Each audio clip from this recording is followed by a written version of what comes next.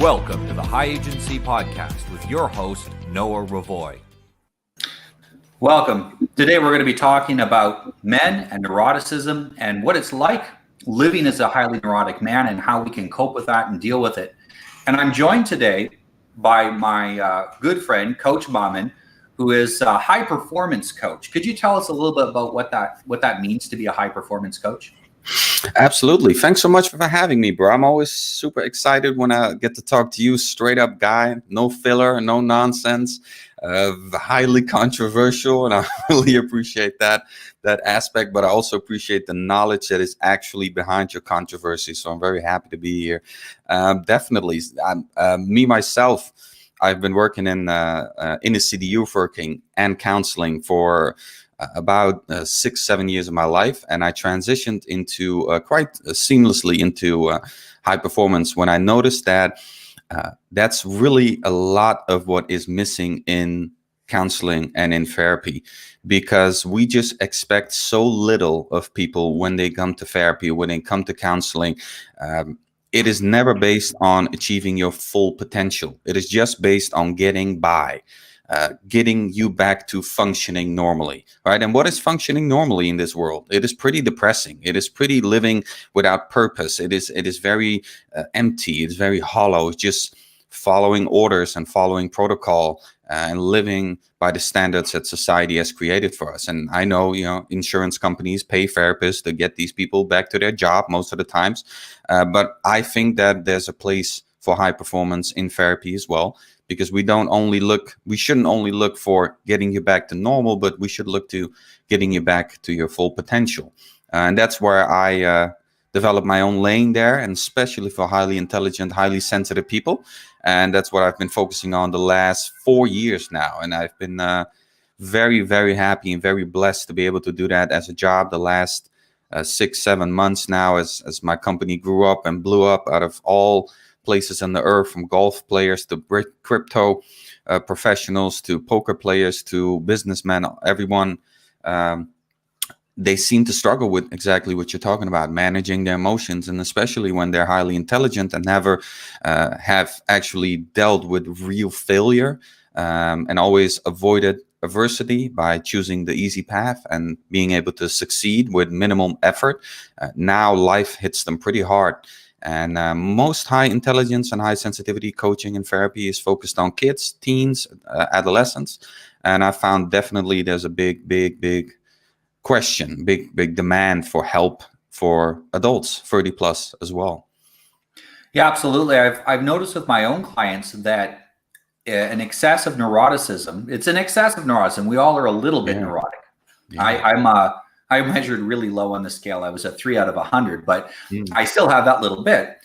Those who are on the higher end of the scale, especially for men, it can be a real struggle. We should probably talk a little bit about what neuroticism is, because there's a lot of misunderstandings about it. Most people, they only know it from the effects they're seeing in people.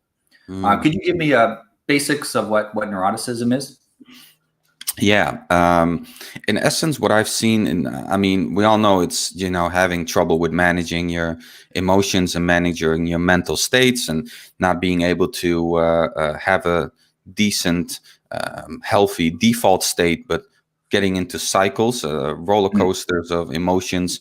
And eventually your cycle becomes your default state. The roller coaster becomes your normal way of living, basically. And it causes a lot of different things like addictions and depressions, and even PTSD. For many of my clients, they have challenges that are very similar to PTSD. It's quite scary, but also depression, fear, guilt, shame, different kinds of stages that again enforce that neuroticism.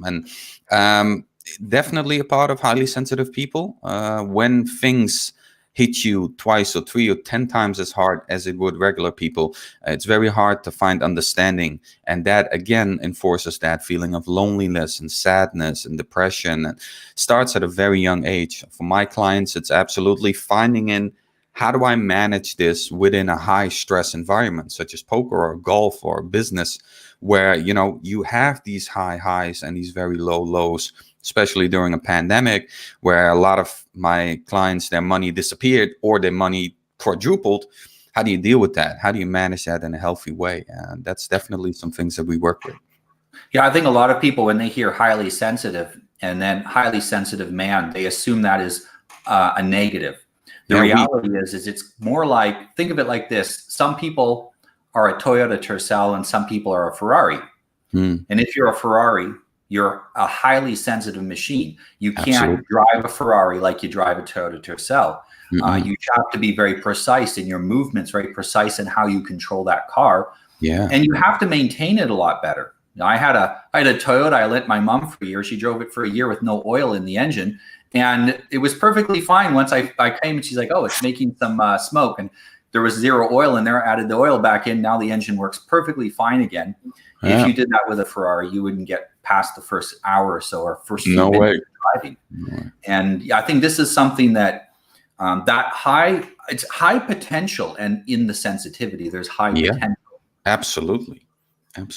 Yeah, this high sensitivity always comes with high potential, because the way you look at it is that this person has super heightened senses. It's like spidey senses. They can just sense things with people, but also with situations differently than other people. They sense subtle changes in group dynamics. That's why they're often so great at coaching or counseling or guidance or therapy. They also sense very subtle micro changes in behavior, and that's why it's so great at, for example, being a detective or being a poker player or some other mental game. They just sense things that normal people don't. But with that heightened sense also comes a lot of extreme stimuli, which is just at a certain amount in your life is going to overwhelm you. It's too much information to process, especially combining that with high intelligence, when now all these different stimuli needs to be resolved, because we don't leave unresolved questions if we're highly intelligent. Now it gets very tricky, right? But if we start from just a highly sensitive point, these people know things, they see things, they feel things much more deeply than other people do. So oftentimes they have quite an interesting world that they're living in for themselves.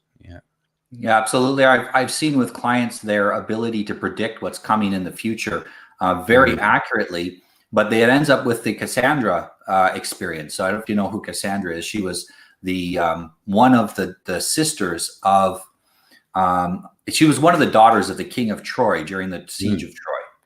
And she said, look, if you fight the Greeks, we're going to lose and we're all going to die. And she predicted exactly how it would happen. And no one would listen to her, because Cassandra had the gift of foresight and the curse of no one ever believing her predictions. And a lot of highly sensitive people, this is one of the things I really find that they find frustrating. So they will talk to their spouse or a friend and they'll say, look, if you keep eating that way, or, if you don't exercise, or you should buy Bitcoin or whatever it happens to be. And they're talking about it 20 years ago, 15 years ago, whatever it was when we started with Bitcoin. It's been a while now. And almost no one listened to them. And they find that very, very frustrating, because we tend to assume that other people see the world something close to what we see. And if you are highly sensitive, if you are a high performance person, you see things that are literally invisible to other people. And that can be, not only is that overwhelming for you, but the fact that no one else sees it can be overwhelming as well, because it starts to make you question your own sanity. Am I crazy?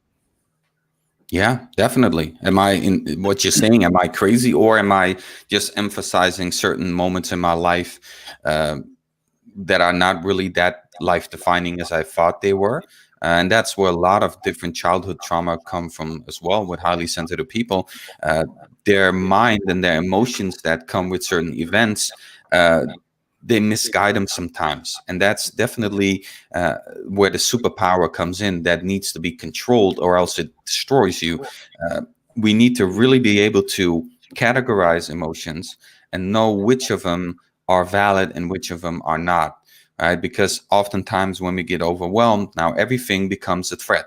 Everything has the potential to hurt us. So I just finished up with a client just 20 minutes ago who told me about this, that they grew up letting every emotion guide their decisions, and then they pivoted from not letting any emotion guide any decision, And now they're in a place where they slowly start to open back up, but they got slapped in the face from a very person that they trusted very much. And I told them, this is beautiful. You want to be able to get slapped in the face without, letting it shape your life. You want to be able to get hurt, which is a completely normal, healthy emotion. But if you're highly sensitive, it feels like your whole world is falling apart.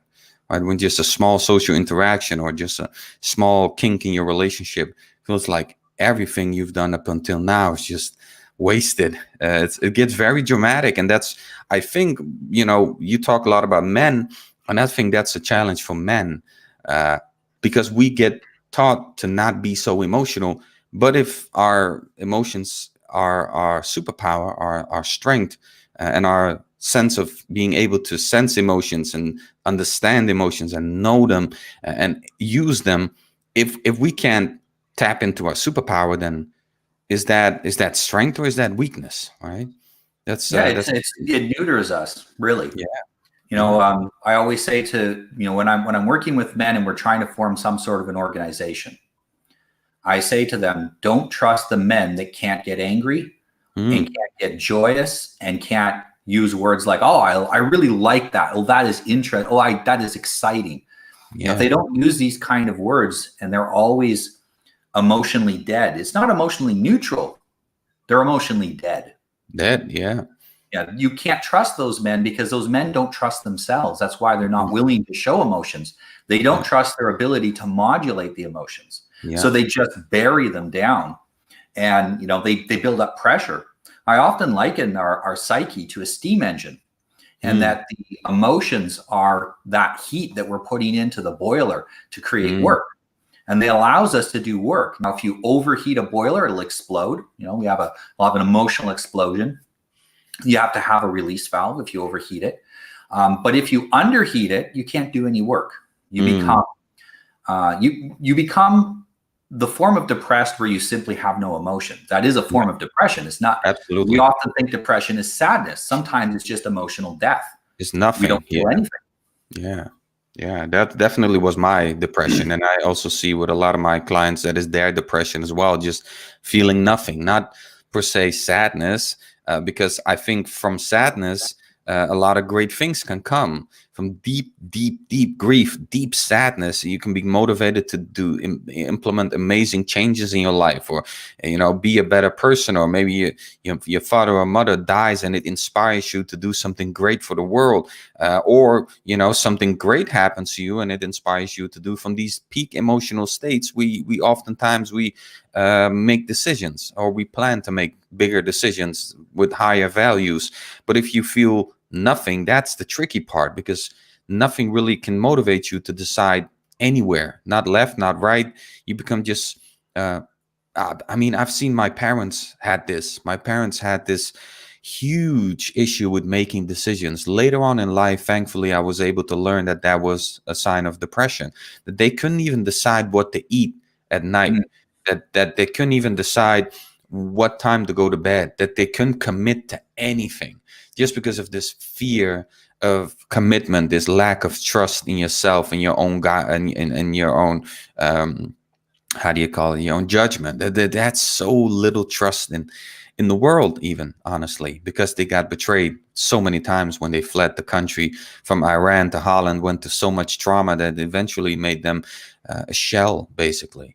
And that's when I noticed how important actually these emotions are that I was feeling as a highly sensitive kid, thankfully, because I saw my parents had none of them. And also when, for example, they got angry at me, they didn't get angry, they got indifferent. And that hurted so much more than actual anger or sadness. So I've noticed that indifference is just pure poison. It really is.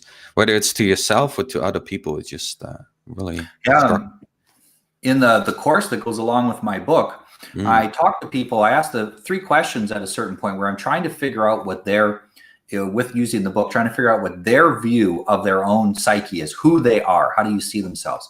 And I say, do you love yourself, or do you have positive emotions about yourself? What are they? List them. Do you have mm, negative emotions about yourself? And then the last one is, are you indifferent? mm. And about half of men are indifferent, and about half of men have almost only negative emotions. Yeah. And these are, I mean, men that are coming to take this course, they're already relatively successful, or they couldn't afford to take the course. They're already involved in self-improvement and self-help. And they're still at that point because most therapy and coaching is not really addressing that issue. It's like you said before, it's, okay, let's see if we can get this guy not to kill himself and show up to work on time and put in a good day of work, make him a good economic unit. And as soon as we get that, we're off to the next person. Yeah. It's survive instead of thrive. Yeah. Just get by. Just got to get this guy to get by. That's something that, funny how you mentioned your book. I've really got to get one. I'm writing as well now about all the different ways how modern psychiatry and modern therapy are hurting highly intelligent and highly sensitive people. And that's because they don't lack the real insight of their true potential. They absolutely lack the insight into their true potential. Because if they knew their true potential, they wouldn't be guiding them towards normalcy or average or functioning. These people are high functioning human beings, and treating them any way different than high functioning is an insult and is actually hurting their development, is keeping them back, is cutting their wings, and it's going to inevitably lead to depression and even suicide for a lot of these people, because we need to not only reaffirm that they have this potential, but give them the tools to achieve it.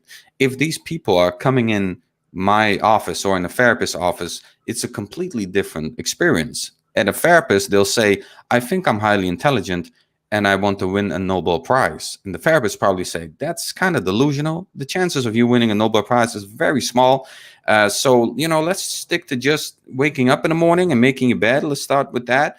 And I'll tell them, okay, I'm 100% sure you can win that Nobel Prize. You're a smart guy. You're a high functioning individual. You're very sensitive. I think you have every tool possible to achieve that. But in order to win a Nobel Prize, I think most Nobel Prize winners are able to make their bed in the morning. So let's start there, right? But we need to reaffirm that the fact that they are highly functioning and highly potential.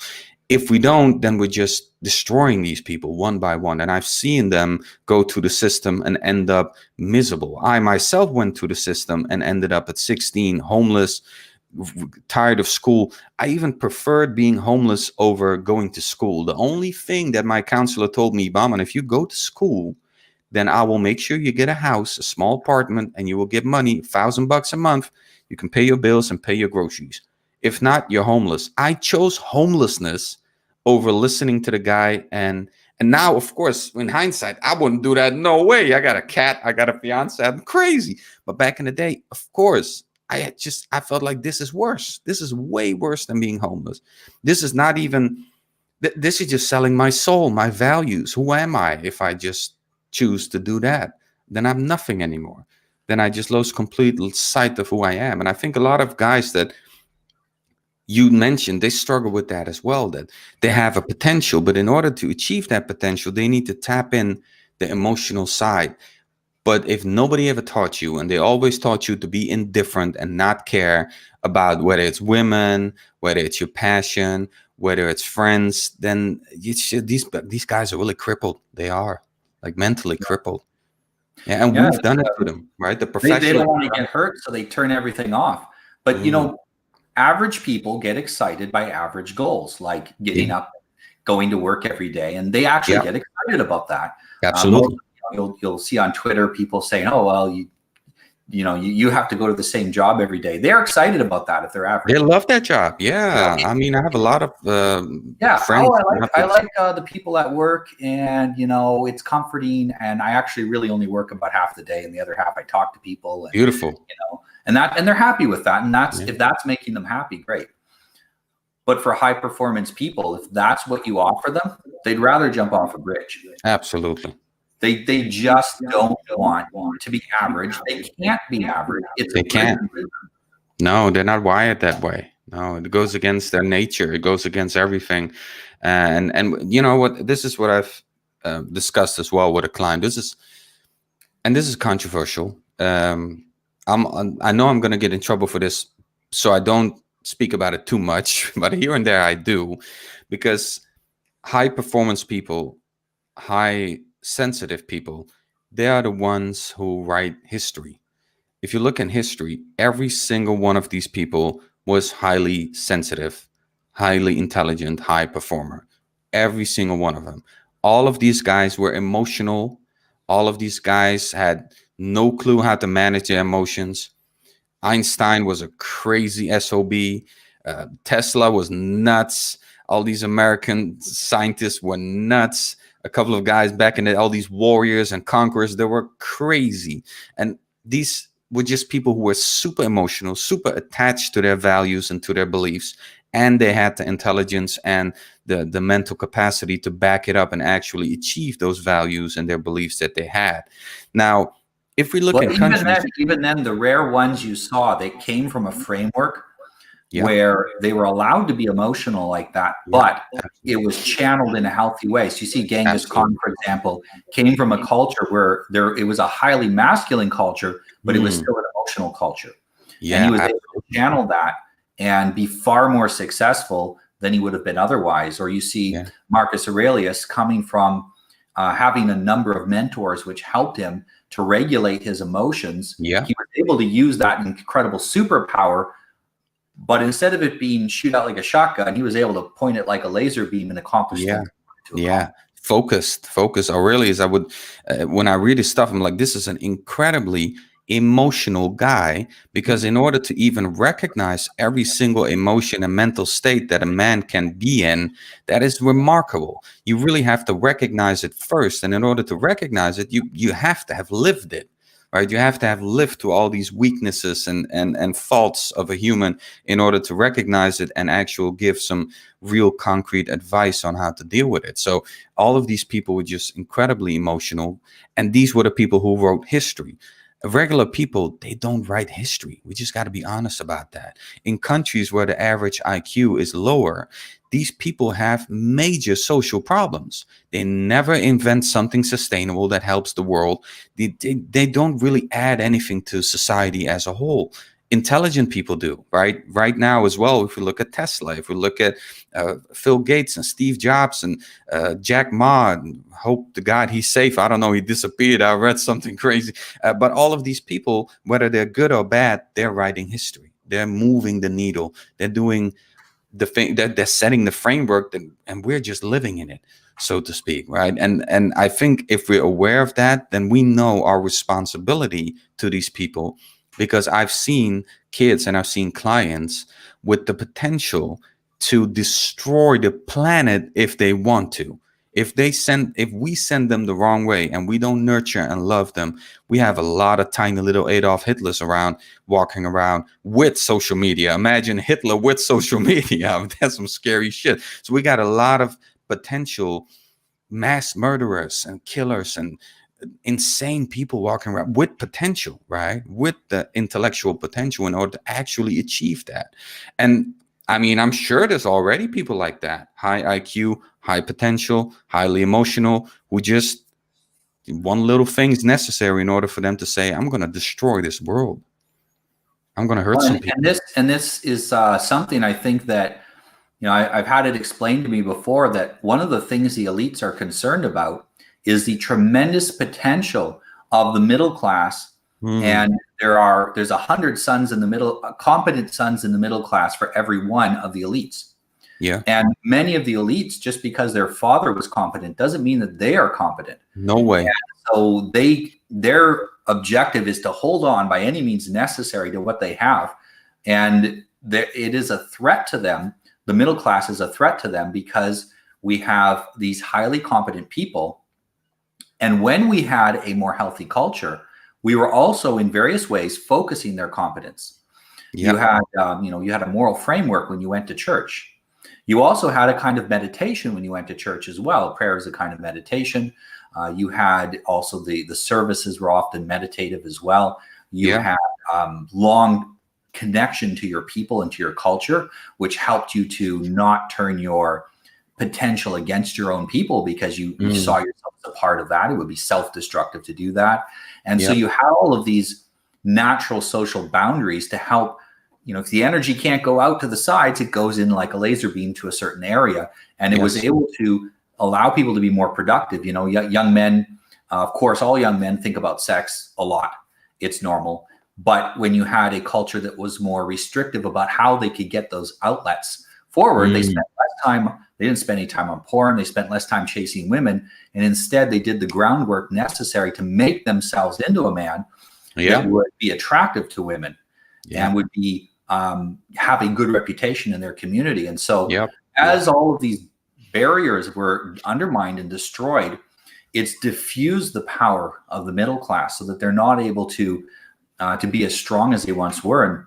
And one of my goals is to create a new framework where I'm teaching men structure and how to control their emotions and organize their thoughts. And I find it's not just the emotions too. A lot of times a lot of people have tons of running thoughts in the back of their head.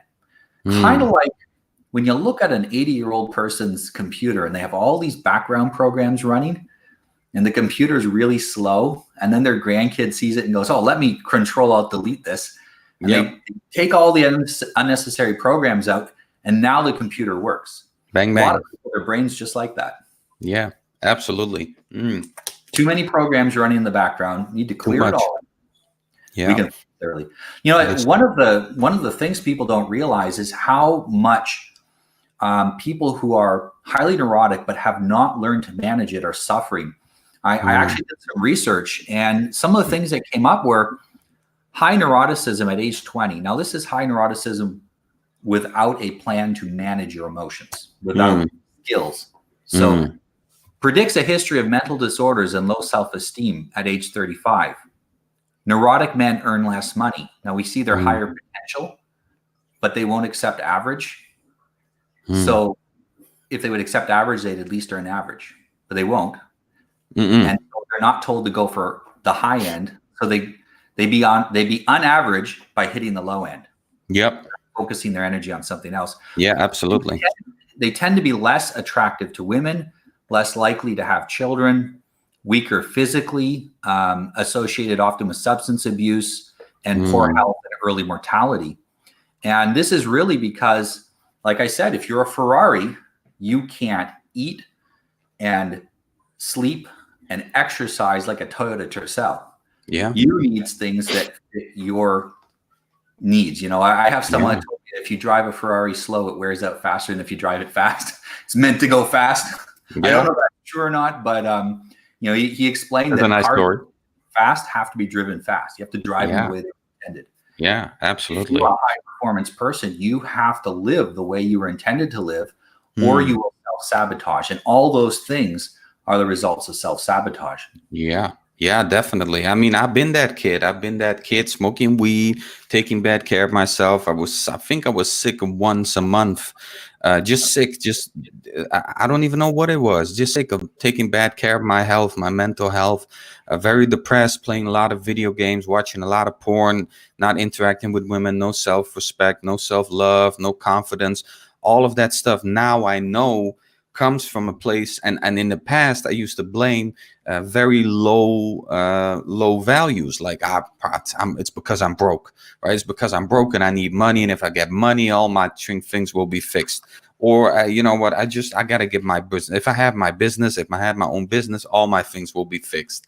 And now I notice that it's all based on self-care.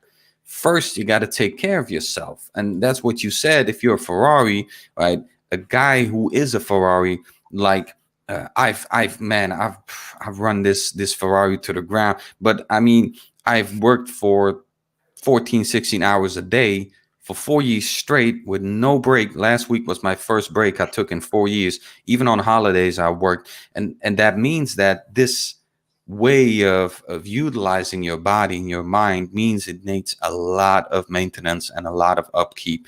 You cannot do this to a body. You can do it if you work 8 hours a day, 9 hours a day. Now that's nothing. Back in the day, men would go hunting for like 14 hours straight, and they only come back if they had meat. They maybe go hunting for 3 days straight and not sleep.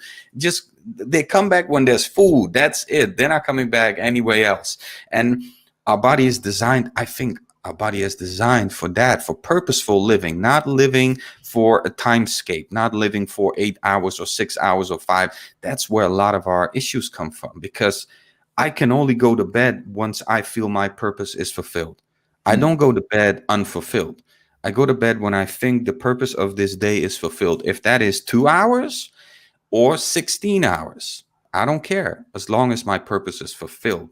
And I think that's my way of bringing home the meat, right? I need something, a goal, and I'm willing to do anything. And that's a little bit of the perfectionist in me. But I think perfectionism gets a bad rep as well. I think it's not bad to be internally perfectionistic, to be chasing your goals, not to be too kind for yourself, not to be too patient with yourself, because you're going to be patient until you're 45 and being kind for yourself until you're 45 and not achieved anything. It's good to have a little bit of pressure and expect things from yourself, especially if you have big goals, big dreams, then put in the work, right? So, but when it comes to managing the emotions that come with it, that I think is the trickiest part. And I think it's also accepting that that is a process that is bound to collapse eventually, right? And that's what I tell my clients. I have to tell myself every time as well. Not about fearing the collapse. It's about moving up the mountain every time a little bit, and every time you fall off the mountain, which will inevitably you will fall. At least you don't fall all the way down the mountain, break your back. You fall a little bit, right? Raise the platform every single time. So when we fall, we know how to pick ourselves back up, because I know it's a matter of time for me. A matter of time until I fall into that dark place that is super easily accessible for me. Start to doubt myself, start to think my clients, I'm not really no help to them. They don't really respect me. Probably not going to get any new clients this month. Probably not going to make any money. Going to have to fire my employees. And all this, it just snowballs out of control. And then somewhere along the line, I have to say, all right, okay, stop it. This is not helping. It's not productive. What are my goals? What are my values? Is this helping? This thought pattern, this train, is this helping towards my goals? Not really. So what am I doing here? Right? But it took me years to get to this place, and it's still a process. Well, and this is, I think, one of the main reasons why people hire a coach. Instead of it taking you years and years to get there, the coach says, hey, I know the path there, follow me. And, you still got to do the work to get yourself there, but at least you're going in the right direction most of the time, instead of experimenting with a million different paths until you find your way through. I think a lot of people like you and myself that found their way mostly on our own, we want to share that path we found. And, as I coach more and more different people, I realize that there isn't that many different solutions, really, because people are more alike than we think. We're different degrees of intensity. Yeah. Not that different from each other. Very similar. Especially high performance people. I said to someone recently, I said, if you're a liar, you're going to go in many different directions. But if you're focused on the truth, everybody ends up in the same place eventually. Everybody, yeah. Because the truth is one, and we end up getting to that place. Maybe we take slightly different paths there, but bit by bit, those paths converge and we find each other along the road. Yeah. And go to a coach that knows how to deal with these situations, and you're going to accelerate your potential to get there, much faster. Maybe, if you're a very young person, you may never have to go through some of the challenges that people end up with. The longer you are working without emotional management techniques, the more damage it does to your health, the more damage it does to your mind, and the harder it is to then apply the techniques later. Yeah, absolutely. I mean, managing the emotions is work that we have to see aligned with our goals. If our goals is to become rich, if our goals is to become have a big company or make whatever, all these superficial materialistic goals, even for that, managing your emotions will be beneficial and helpful to your productivity. So it's no argument at all to not managing it and just being indifferent and going on Instagram, watching the Daily Stoic and not give a fuck about girls and like that. That's cool for Instagram, but that's really not how. And I can imagine it works for regular people, right? Because their emotions are not that intense anyway. So So they can easily ignore their boss or ignore their nagging wife. But if you're a guy who is emotional and is dire need of a spiritual, emotional, intimate connection with your wife, who you perceive to be your lifelong partner, emotionally, spiritually, in every sense of the word, then you cannot ignore her nagging to you. Her nagging to you is going directly against your values as a human being, against your identity, against the way you perceive life for yourself. That doesn't work. We can't ignore her. We can't ignore our own conflict within ourselves. We can't ignore social interactions with our friends. These things hurt us, right? And I think it's interesting what you say about the truth, because there are a lot of liars out here. And these liar clients, they find liar coaches. And that's, something that we have to deal with in this industry, that whether it's a mindset coach or masculinity coach or whatever, every one of these titles just already has a bad rep for a lot of people, because you have people, narcissistic people, who look for other narcissistic people, and they want to hear that it's not their fault. None of it is their fault. That it's the system, that it's the world, that it's everything around them, instead of their own responsibility of dealing with the world, right? Whether it's holistic spiritual healers, or whether it's astrological healers, or whether it's whatever all these people, they put a lot of focus on abstract concepts and vague ideas that are not tangible, and they're not clear metrics and not concrete. So it's less harsh of a judgment on their character. It doesn't hurt as much when people say, well, your toxic behavior, I think it's because of Venus is in the specific degrees in the space and the stars are like that, and that's why you're an asshole, right? No, bro, you're an asshole because your behavior is very toxic. You're hurting yourself, you're hurting other people. We need to change that. Right? And also for these holistic spiritual meditation healers, being quiet and sitting, closing your eyes is not going to fix anything. Right? It's not going to get rid of your depth. It's not going to get rid of the way you're destroying your body. We need to really, whether it's journaling, whether it's talking with me, whether it's talking with yourself, whether it's opening up to people, you got to do the dirty work. A lot of it is just real. Yeah. I warn my clients about that kind of passive meditation. It makes you passive, and passive people, if you're a high performance and you're passive, you're torturing yourself. You're literally torturing yourself. Yeah. That is actually the problem with with neurotic people that are very unsuccessful, is they're often too passive. And if you are doing the passive meditation where you're emptying your mind, where you're not thinking about anything, where you're just sitting there quietly, that is a problem. That's not going to make you stronger. The meditation that I recommend is what I call active meditation. Active meditation. I have a specific issue. Okay, something is bothering me and I don't know what it is. Yeah. So I'm going to be quiet. I'm going to listen to my inner voice, and I'm going to ask it questions, Socratic questions. Yeah. What's bothering you? Okay, it's that thing. Let me write it down. What's deeper than that? What's the cause of that? And I dig it down to the bottom.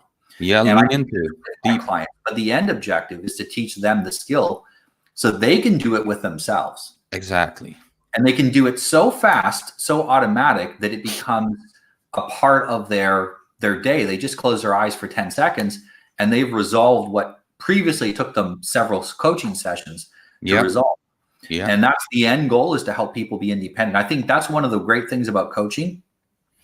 You're not just teaching people to survive, where every time they take a dip down, they got to come back to you. You're teaching people to excel to the point where they become completely independent. Absolutely. Yeah. Even beyond me. I want you to be greater than me, richer than me, more popular, more self-control, more disciplined, more anything than me. I want you to grow beyond me. I want to be the platform where you can jump off and live the beautiful life that I can, in 2 years, I can go to you and be inspired. I say, wow, this guy's incredible. This is an incredible life you're living here. How do you do that? Now teach me something about that. I don't want to be the guy that you have to go to every single week and ask questions and send beg and, oh man, I need your help. I need your insight, or I can't do it on my own. Then I failed, right? Then I failed. And I think it's such a great thing that you said about high performance, that they shouldn't be passive, because there's this competence model, right, that they've been using in management for ages, where I think it starts at unconscious incompetence, and then conscious incompetence, and then conscious competence, and then unconscious competence, right? And that they say that you have to aim for unconscious competence, where it becomes your second nature, and you don't even have to think about it anymore. It's just natural. And I just think this goes against everything what high performance is, because we don't want things to become our second nature. We don't want things to become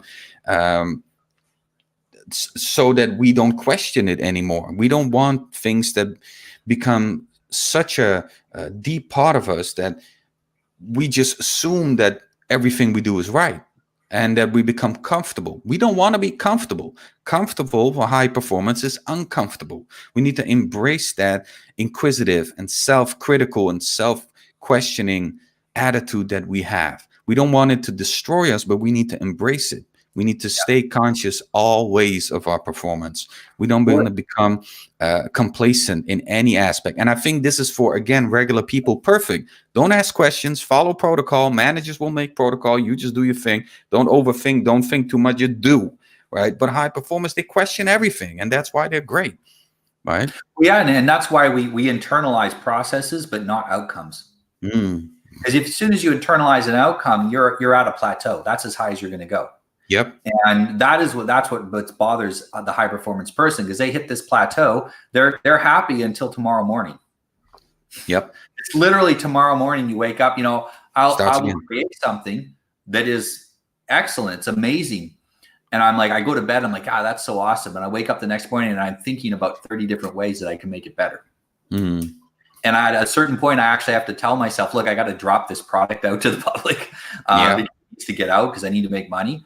But if you're a high performance person, there's always a new plateau to get to. Yeah. And so you don't want to internalize the plateau itself. This is not success. Being on the path up is success for us. That's right.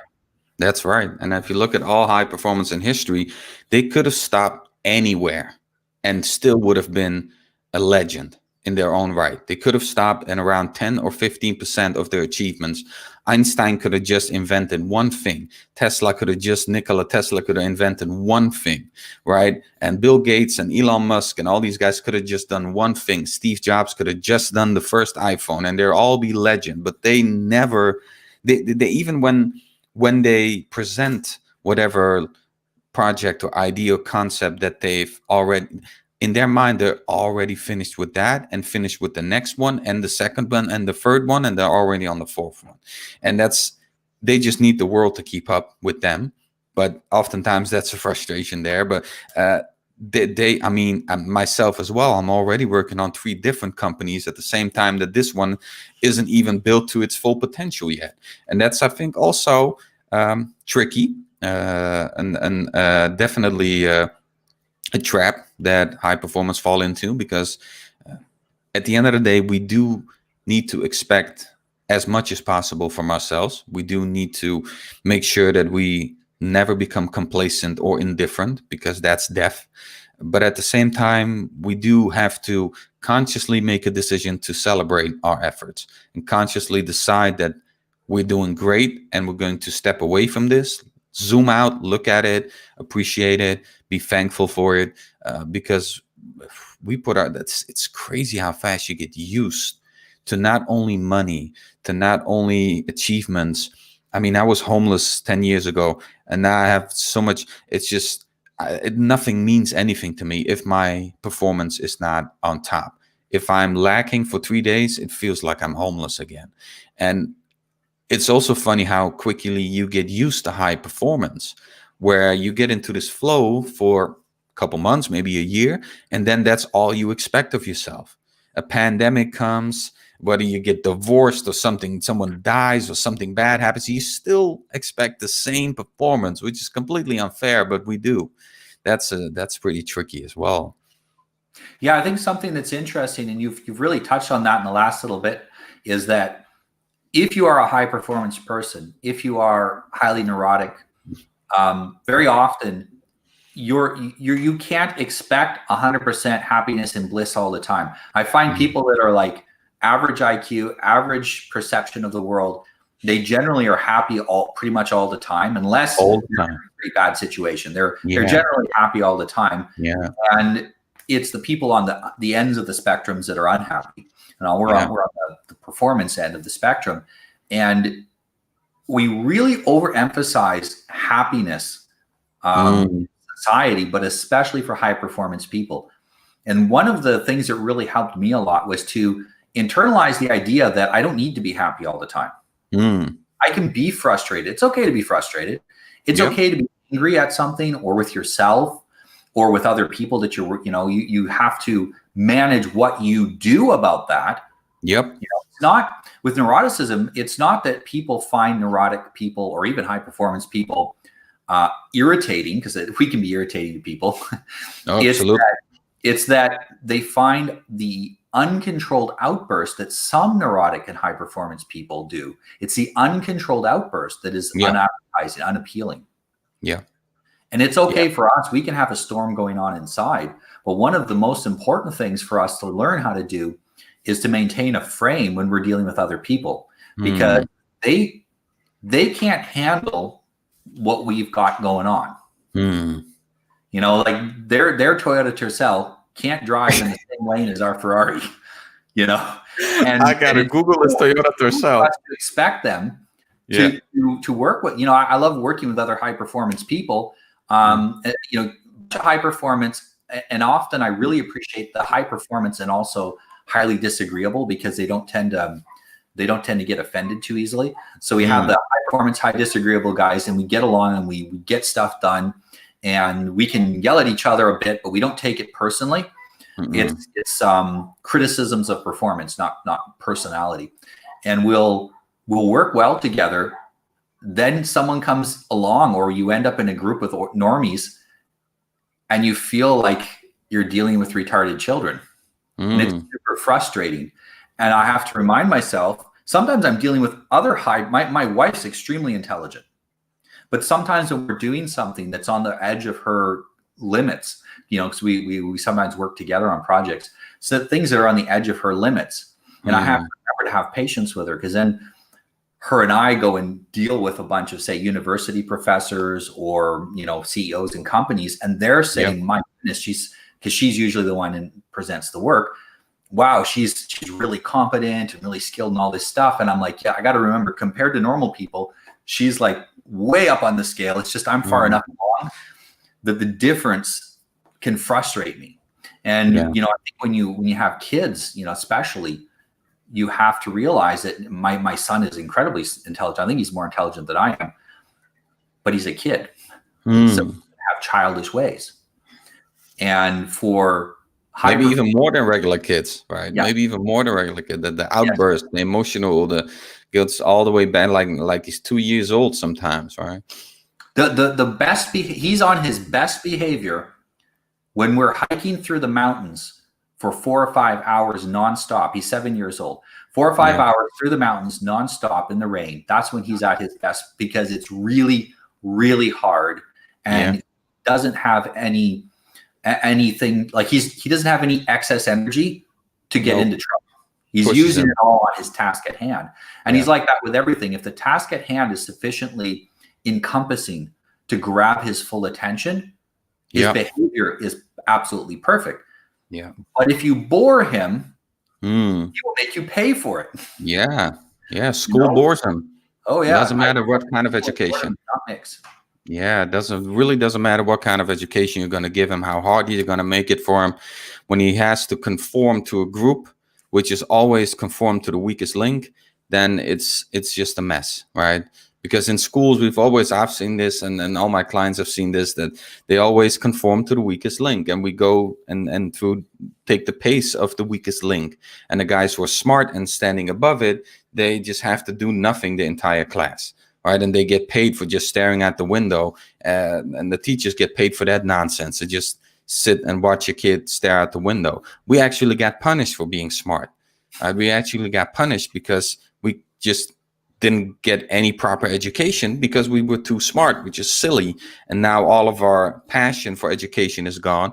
I didn't care about education from 12 years old and up, and I didn't put any effort into any test from then on, and I've ruined my educational career. just because there was no framework, no nothing for me in any way to feel challenged or fulfilled at school in any way. So I really got punished for being smart and creative. I got destroyed as a little kid for it. And if I would have had a regular intelligence, then probably, I would have walked through school and had a blast, and maybe like 10 or 20 points lower in IQ, or maybe my intelligence was in a different spectrum, then that would have been helpful. But yeah, I think what you're saying there, if it's something that grabs him and really takes up all his mental and physical capacity, then that's perfect. That's really, I remember those moments when I was in the flow sometimes here and there, definitely. Yeah. Yeah, I remember as a kid in shop class, you're going to build something. And I always picked whatever was the most complicated project to build. Because, I could estimate, my father had a construction company, so I could usually estimate pretty well how long it would take to do something. I would always go with him on the estimating of projects. So I got really good at that aspect. And I'd always pick the most complicated project. And I'd always enjoy putting it together. Some kid was making a stick. Meanwhile, I've made like, an aluminum hammer with like a unscrewable head, and you can fit the head in the hammer and it fits nicely in your toolbox. Some weird thing with the machine lathe. Well, they're just trying to make a stick sort of round. Yeah. That's pretty cool. Yeah. And it's not that there's anything wrong with them. They might have become a craftsman with time. Absolutely. But this was my first try at it ever. The thing is, I also know that I couldn't work at that because eventually I'd get bored. And this is one of the things I find with a lot of high performance people, and a lot of people who are neurotic because their life is super boring. So they have all the excess energy to think about things. Yeah. And if they were more busy with a hard job, with something that really pushed their mind, they'd have less time for negative thoughts. Yeah. Absolutely. They don't get challenged enough. And that's why, for example, I had a couple sessions with the clients where I told them, draw something. And I know he hates drawing, like with a passion. I'm like, draw something. Just draw. And he noticed how difficult it was. See how something like drawing something, how much that is in your allergy zone because you perceive it to be easy and not challenging, but your perception is completely false, because drawing is actually pretty challenging, a very technical work. And then you started with a certain perception in mind because you've had so many success experiences in other areas. Now you start drawing and it looks like shit. And I like, this is not for me. I'll do something else. This is silly, right? But oftentimes it's a shame as well, because there's benefits in learning new things, especially outside of your comfort zone, and especially when it seems useless, because oftentimes it's just our coping telling us, no, don't do that. I'm scared of failure. I don't want to fail. I don't want to do this and expect a lot from myself. And then I do it. And then I don't reach my own expectations. It's scary. So don't do it. And it's just our mind talking to us, and it's guiding us back to all those safe activities that we know we're great at. But oftentimes it's great to do these things that we're terrible at. I've become pretty good cook by doing that.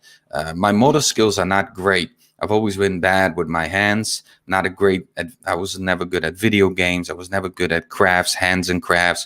Never good at shop class. I was never good at gym, exercising, so I really dove into this part of my motor skills, and I learned to knit. And I learned to play piano, and I learned to cook. And now these things seem trivial, but they truly, truly helped me so much in so many ways. Just cooking, right, as a basic skill, but also as a skill to gain some confidence and acceptance of things that I'm not good at, and that it takes time. You can be as intelligent as you want, but in no way you're going to be a great chef or play great piano or become a great in drawing. These are very specific skill sets that has nothing to do with IQ score. It's just things you got to do, like playing the guitar, right? Maybe you'll learn a little bit quicker than other people, but that's the theory. Can you actually play a fucking song with your fingers? Can you have that feeling? And that's just muscle memory. And those things are great with high performance and high intelligence people. Learning things that you won't be able to excel at immediately. Yeah, I'm always trying to present these kind of challenges to my son. So he's gotten into sculpting with clay. And his first few sculptures weren't very good. And I said to him, oh, no, that's okay. you need to make 100 terrible sculptures before you can Perfect. make a good one. That's the process. The process is it's terrible. It's really crappy at first. Perfect. And then it's less crappy. And then it's only a little bit crappy. And then long down the road, it starts becoming good. Yeah. You know, he's very interested in learning to do the clay because he wants to do bronzes when we have a place where we can melt the bronze. Nice. And he saw someone on YouTube doing it, and he thought that would be fun. And his ability to do it, he does mostly like cartoon type characters. He's made some really interesting stuff with, you know, different colors of Play-Doh and mixing it all together. There you go. A few actually out of actual clay as well. Yeah. And every time he does it, it's getting better and better. Perfect. And setting that perspective early on is going to help him to understand that. But for a lot of us high performance people, our parents weren't necessarily high performance. No way. They were in their own terrible habits to begin with. Mm. So they didn't know. They probably, you know, if you're up here and your parents are here, they don't want to help you excel because they can't understand you. They want to bring you down to their level so that they empathize with you better. Yeah, they have no idea. Go down here. No way. Suicide. You can't go down there, man. You'll have to cut half of yourself out. Yeah, that's how I feel with. Said to me, he said, if I was less smart and more normal, would it be easier to make friends? And I said, well, maybe. You know, he has no problem making friends with adults, but other kids want to play what are often dumb kid games, and he wants to play smart kid games. And so, you know, he gets along with the adults because they like those kind of games. But with the kids, it's a little harder. So it's interesting. Even the kids know that he's like, I can help him with this. Most of us couldn't. And that's one of the reasons we go to a coach as well, is that we weren't designed to figure this stuff out on our own. We were designed to figure it out with mentors and as part of a group. That's how humans are trying to do everything. Absolutely. That's my main argument for everybody always looking for coaching or questioning coaching. This is how it's always been. But there's been a point in life where we have let this go. We have prioritized other things more important than guiding men or women in our community towards success. It has always been like that. A little kid was born in the Stone Ages, and the dad, or if a dad was dead or killed, some other men would say, come here, boy, let me show you how to sharpen this knife, make a bow, kill an animal, bring it back home, take care of your kids, take care of your wife, anything. I'll be here for you the rest of your life. I'll be there because it's my job. It's my purpose. I see this as my goal in order to keep the quality of this group to a high level and in order to, you know, ensure our survival. And then, like you said, there has been a time now for a very long time that we've let go of these values, and men are building big businesses and making money and doing side hustling instead of taking care of their kids. And women want to get 1 or 2 full-time jobs instead of taking care of the kids. And then we have aunties and neighbors who don't trust each other anymore and are arguing about politics, and everybody's fighting while these kids are being neglected and just sitting there, and nobody's mentoring them. And then now they're 25 and they've learned nothing about life. They've just learned how to be a machine in an office from 9 to 5, come home, and they don't know how to manage anything. And now you have to reach out to men like us, or women have to reach out to women to teach, to learn, to please guide me. Like, really, I have men like that in my life as well. My business partner is my mentor. And when things get down on me, I call him, I reach out to him like, bro, get my soul right.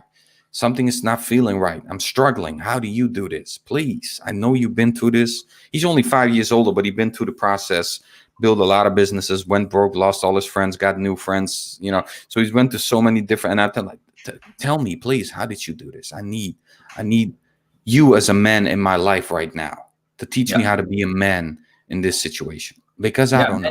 Man.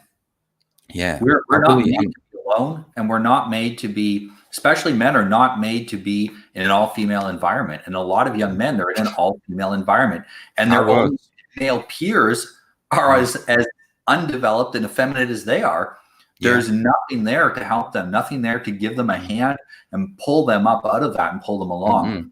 And that goes on long enough, there won't even be any mentors to mentor the generations coming in the future. No, That's why I no. think what we're doing is so important for that. One of Yeah. the things that gets mentioned to me a lot is the different way in which neurotic men and neurotic women are treated. And I'll have a lot of men will say to me, it's unfair if you're a neurotic woman and you have a breakdown and you cry and you you get upset about something, you're going to get a whole load of people rushing to your aid and helping Yeah. you and taking care of you. A lot And of support. people will completely forget about it 5 minutes later that you had this breakdown and no one holds it against you. If you're a man and you slip frame that much, you get socially isolated. Women are no longer attracted to you, and other men are going to look at you sideways. And that is, I mean, fair is fairy tales for children, but it is an unfair situation. And I think that attacking and isolating men for being neurotic is not the right way for us to solve these problems. This is actually not at all. worse.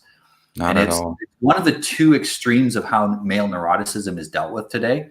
Either they're attacked, isolated, and punished for being neurotic, which just makes them feel worse about themselves and deepens the cycle, or they're told to fully engage their neuroticism and indulge it and have a fit and break something and have a complete breakdown.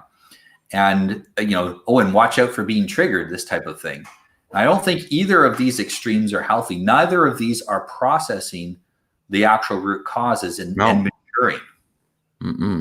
No, I really recognize growing up with my sister and my mother did a very poor job of raising me, as they should, because they're two women, and two women, they just can't raise a neurotic, highly intelligent, highly crazy nutcase of a kid. It's impossible, especially two broken women. It's impossible. And I really do not, I just don't care about this modern movement at all that preaches these kinds of things. It is just impossible. If one of these women has a very strong masculine energy within them, sure, do your thing. I don't care what kind of gender you are, but most of the time they don't. It's two pieces of feminine energy who cannot make a man. I needed a man in my life to tell me certain things. I needed my father-in-law eventually to come in my life and tell me, bro, listen, all of your emotions are fine. I understand it. I'm emotional too. But you know what you got to do? You got to take care of your fucking household. Don't be a bitch. Take care of your household. Make money. Don't let your life depend on no income. Don't let another man decide whether you can pay your bills or pay for your cat's food or not. Later on, that man can decide over your kid's life. Later on, that man can make you homeless and put you on the street with your kids. Is that what you want? So if you're taking a full-time job, sure, fine. But make sure you got at least 6 months of pay in the bank so that guy doesn't decide over your life and can't make you his lapdog. Right? Those kinds of lessons, I needed to learn that. And also, he told me it's okay if you take a loss against another man. It's fine. We all take losses. Just don't make it a war of ego. Focus on your goal, hyper focus, and success is going to destroy him later. Right? Your success is going to destroy every man who ever defeated you.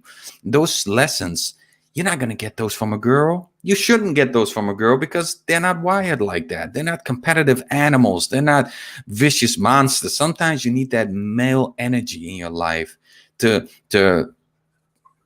spark that flame, that primitive flame that you sometimes need to get through certain things and trust yourself and believe in yourself and know who you are and what you're capable of. My mother and my sister could never do that for me. And I've also seen so many other men who grew up with only a woman in their life who can't do that for them. And there's so many social problems around single mothers and kids. And I mean, don't even get me started on highly intelligent, highly sensitive kids with mothers, because they just dominate their mother completely. They become the man of the house at 12.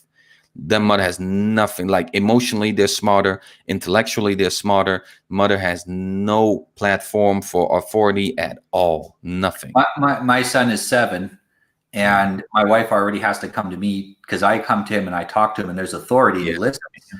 And he knows every button to push with her because she's a fairly submissive, and she's very intelligent, but within the family, she's very kind and loving, So he knows how to push all of those buttons and get what he wants.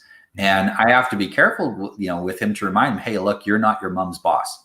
Mm-mm. You cannot be telling her what to do. You cannot be correcting her mistakes. And, No. that's not your place. You can do that in the future with your own kids or your own wife or whatever, when it's needed, but you need to chill your jets and respect your mother. Yeah. He'll listen to it when I say it, but there is actually some science that says that young boys hear female voices like this, wah, wah, wah, wah, wah, wah, wah, wah. They don't actually hear what they're saying. They just hear wah, wah. I like that it's science. Yeah. And there is science to back that up, that they physically are not tuned to hearing female voices from about the age of 7 onward. And that's because that's about the age that boys would start to go follow their fathers and learn their father's skills. Now, you can think about it. Most of history lived in small tribes. And if our tribe was being attacked and the women are screaming at the top of their lungs about it, which is good, it deorientates the enemy. It's useful. But the boy needs to be able to listen to his father saying, bring more spears to the wall, or whatever it is that he needs to hear, or, take the women and run into the center of camp, or whatever it happens to be.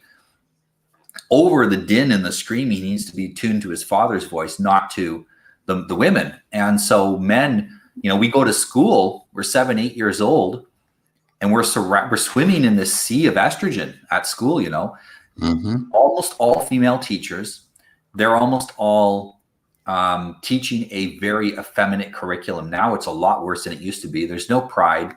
There's no strength in the curriculum. There's no, do things for yourself. There's no independent thought. There's no independent criticism. It's just, follow along, do what you're told. It's very, very effeminate. And protocol, yeah, we're not interested. We're just not interested. We just don't want to be there. And even if we're there, we're checked out mentally. Yeah. I remember the 1 year in school, which I really appreciated. I think it was grade 3. I had a male teacher, and he would make myself and one other kid who would finish usually not long after me. We then had to help everybody else with their schoolwork. So we would finish, and he'd say, okay, now you're going to teach what you learned to the next kid. That sounds unfair. Oh, you're putting an extra burden on me, but I loved it, because burdens on a high performance person make you excited. What you need. Yeah, that's what you need. Yeah, I'm not the student now. I'm also the teacher. Yeah. It was exciting. I had, pretty soon kids were arguing over who I was going to help. At the end of, halfway through the class, I'm done everything I'm supposed to do. And I spent the rest of the day helping other kids get caught up. Yeah. And that was way more engaging for me. Like, I had no time to get in trouble, basically, because I got lots and lots of trouble in school. I was never doing anything truly bad. It was mostly mischief because I was bored out of my mind. And me too, man. Yeah, just silly mischief. That happens for a lot of companies. They hire highly intelligent people. They hire these highly competent people. They say to themselves, oh my God, this guy's a genius. Imagine what he's going to do for our company. And then they don't give him any authority. They don't give him any power. They don't give him any flexibility. They set him in this narrow little space where he feels cramped and can't work. And then they say, yeah, I don't know why he ended up quitting. And before he quit, he sabotaged everything. And they can't figure it out. It's story of my life. Yeah, that's why I'm working with now 3 or 4 companies and helping them navigate highly intelligent personnel and talent. I have a meeting tonight as well. But this is the story of all these companies. Hire genius people because, who doesn't want a genius? But no authority, no any empathy for their life and the way their brain works and their life works, and no giving them tools in achieving their potential. No responsibility at all, no freedom, very strict guidelines, never evaluating what they're doing, appreciating all the wrong things. There's so many things going bad when it comes to, but we can do a whole nother talk about intelligence and the work floor. I would love to do that. That's a whole nother issue. That's pretty bad, very, very bad stuff. Yeah. Yeah. I was a consultant about 15, 16 years ago for a think tank, very short-lived think tank. It was a couple of weeks long. We got together with, I think there's Microsoft and Apple and a bunch of local big tech companies. And the question is how do we create an environment that will attract the entrepreneurial minded tech people but we capture all the value from their inventions, essentially. And what I said to them was, I said, you guys, if you think you can do this, you just don't understand the people you're dealing with. No.